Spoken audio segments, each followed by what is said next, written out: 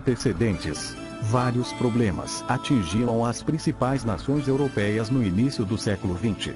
O século anterior havia deixado feridas difíceis de curar. Alguns países estavam extremamente descontentes com a partilha da Ásia e da África, ocorrida no final do século XIX. Alemanha e Itália, por exemplo, haviam ficado de fora no processo neocolonial. Enquanto isso, França e Inglaterra podiam explorar diversas colônias, ricas em matérias-primas e com um grande mercado consumidor. A insatisfação da Itália e da Alemanha, neste contexto, pode ser considerada uma das causas da Grande Guerra. Vale lembrar também que no início do século XX havia uma forte concorrência comercial entre os países europeus, principalmente na disputa pelos mercados consumidores. Esta concorrência gerou vários conflitos de interesses entre as nações. Ao mesmo tempo, os países estavam empenhados numa rápida corrida armamentista, já como uma maneira de se protegerem, ou atacarem, no futuro próximo.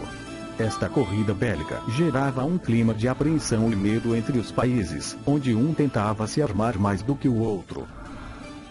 Existia também, entre duas nações poderosas da época, uma rivalidade muito grande. A França havia perdido, no final do século XIX, a região da Alsácia-Lorena para a Alemanha, durante a Guerra Franco-Prussiana. O revanchismo francês estava no ar, e os franceses esperando uma oportunidade para retomar a rica região perdida. O pan-germanismo e o pan-eslavismo também influenciou e aumentou o estado de alerta na Europa. Havia uma forte vontade nacionalista dos germânicos em unir, em apenas uma nação, todos os países de origem germânica. O mesmo acontecia com os países eslavos.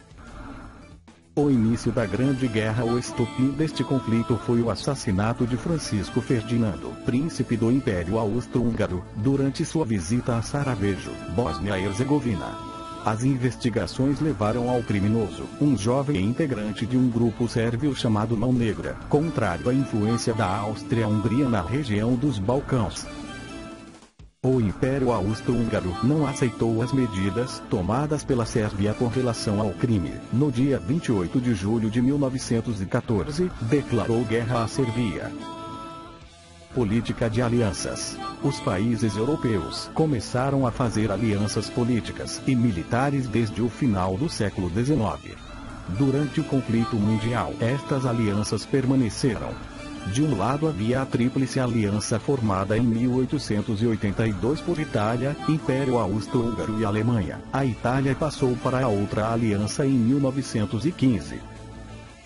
Do outro lado, a Tríplice Entente, formada em 1907, com a participação de França, Rússia e Reino Unido. O Brasil também participou, enviando para os campos de batalha enfermeiros e medicamentos para ajudar os países da Tríplice Entente. Desenvolvimento. As batalhas desenvolveram-se principalmente em trincheiras. Os soldados ficavam, muitas vezes, centenas de dias entrincheirados, lutando pela conquista de pequenos pedaços de território. A fome e as doenças também eram os inimigos destes guerreiros. Nos combates também houve a utilização de novas tecnologias bélicas como, por exemplo, tanques de guerra e aviões. Enquanto os homens lutavam nas trincheiras, as mulheres trabalhavam nas indústrias bélicas como empregadas. Fim do conflito.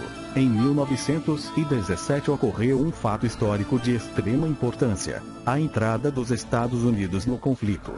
Os Estados Unidos entraram ao lado da Tríplice Entente, pois havia acordos comerciais a defender, principalmente com Inglaterra e França.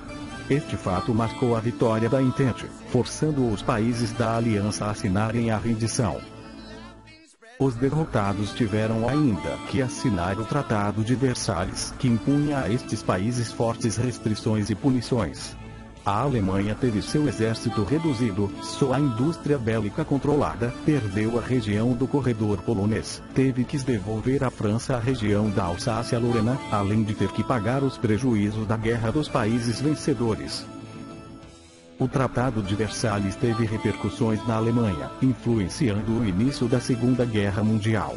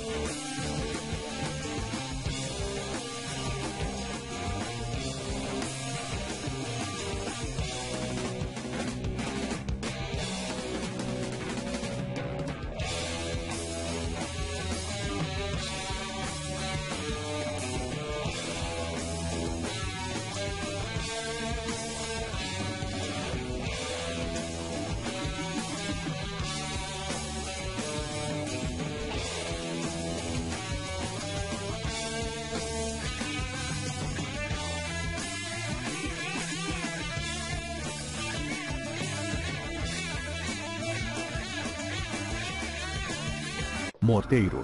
O morteiro é uma boca de fogo de carregar pela boca, destinada a lançar granadas em tiro curvo de curto alcance.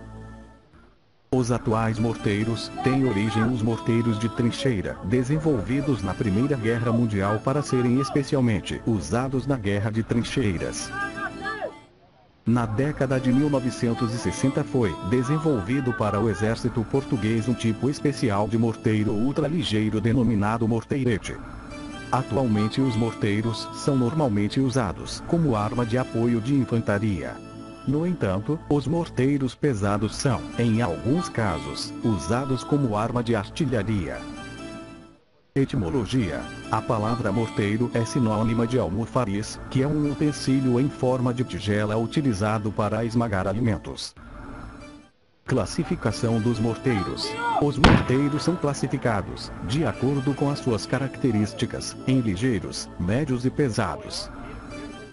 Morteiros ligeiros. Peso inferior a 18 kg, calibre até 60 mm e alcance máximo de 1.900 metros. Morteiros médios. Peso entre 18 kg e 70 kg, calibre entre 60 mm e 100 mm e alcance máximo de 6.000 metros. Morteiros pesados. Peso superior a 70 kg, calibre superior a 100 mm e alcance máximo superior a 12.000 metros.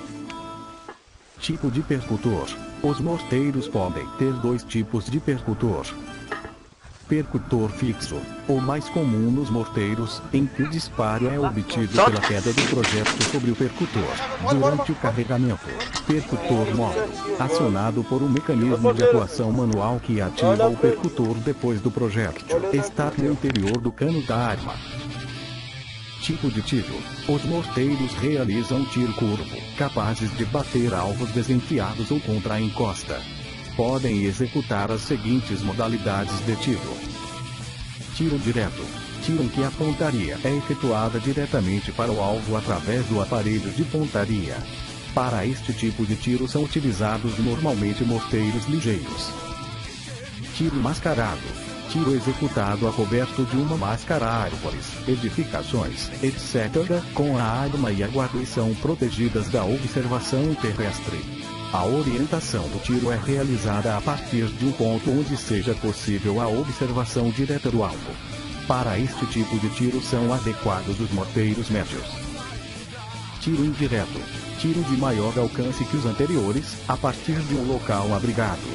A orientação do tiro pode ser feita de um local que permita a observação do alvo, através de carta topográfica ou de meios eletrônicos. Neste tipo de tiro são utilizados morteiros pesados.